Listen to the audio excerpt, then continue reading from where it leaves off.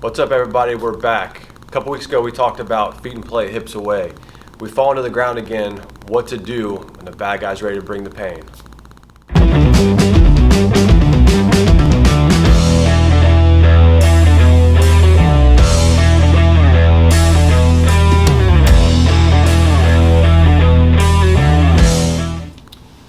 Alright, so I have fallen to the ground. No matter how I got there, whether it was a toy truck or a dumpster or I get karate chopped, who knows? Yeah. I'm on the ground. We discussed feet in play, hips away a couple weeks ago. That was with my adversary kind of close to me. The idea here is as soon as I hit the ground, I get my feet up and in play. If you notice, my feet are in his hips here. With my feet in his hips, I can control space. I can push him away. I can allow him to come in a little bit if I want. Probably not the best idea, but I can control that distance. Obviously, I have these as weapons, groin shots, stomach, face, things of that nature. You have weapons with your feet. But we're going to talk about switching positions, utilizing what we call the sucker sweep. So with my adversary kind of pushing in on me, if I just close my eyes and rest my head on the ground, not in a real fight, but here in training, I can just reach down and touch a foot. Whichever hand touches the foot, I'm gonna cup the heel with that hand. That same side foot is gonna be on that same side hip. The opposite foot is gonna remove from the hip and hook behind the opposite leg here. So again, the hand that touches the foot cups the heel. That same side foot is in the hip. Okay, we're gonna have some pressure here. The opposite foot is gonna release from the hip and hook behind the kneecap. The motions here, this hand here is a pull, this is a push, and this is a pull. Now, if you have some mobility and flexibility and you hang on to this heel or even the pant leg, as he falls, it's gonna allow me to rise up and stand up. If you lack the mobility or the flexibility to do so, it's okay. Remember, the position we're in now is not a great one. Our bad guy is over top of us. He can do some pretty significant harm to us. So we're gonna at least take this fight to a 50-50 position. So in doing so, this is our sucker sweep. So from here, I've dumped my adversary. Now it's a scramble to who can get up first or deliver strikes. Again. So I fall into the ground, my feet are in play, they're in his hips. I reach down, okay, good. I got the heel, I cup the heel. That same side foot is on the hip, opposite side is gonna hook behind the knee. It's a push-pull. I'm pulling here, pushing here. This time I'm gonna try and stand up just to show how greatly we can change the dynamics of this fight.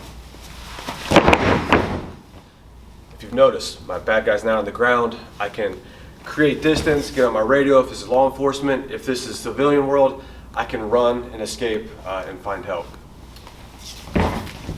Anything to add?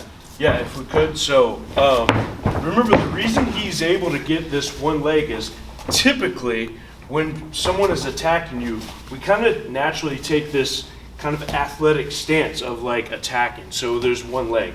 The question when we teach these in seminars is, well, what if they're square on me? If the person is just pushing in and they square up to you, this is, you just take them for a ride all day long.